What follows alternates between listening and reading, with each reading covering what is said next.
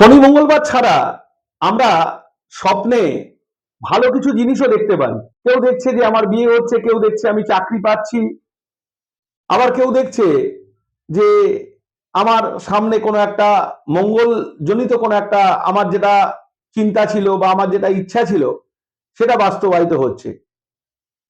কিন্তু দেখা যায় যে সেটা বাস্তবায়িত হলো না বা বাস্তবায়িত হচ্ছে না।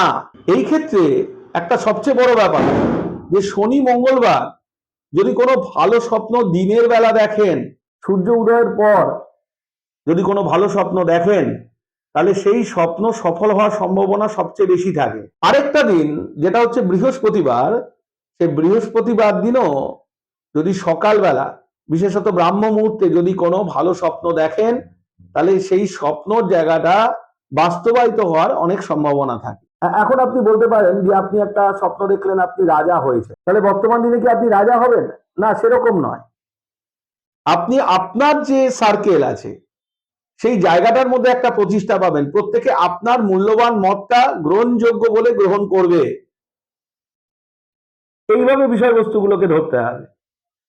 যদি বৃহস্পতিবার, মঙ্গলবার এবং শনিবার কোনো ভালো স্বপ্ন দেখেন এবং ব্রাহ্ম মুহূর্তে দিনের বেলার দিকে ব্রাহ্ম মুহূর্তে দেখেন,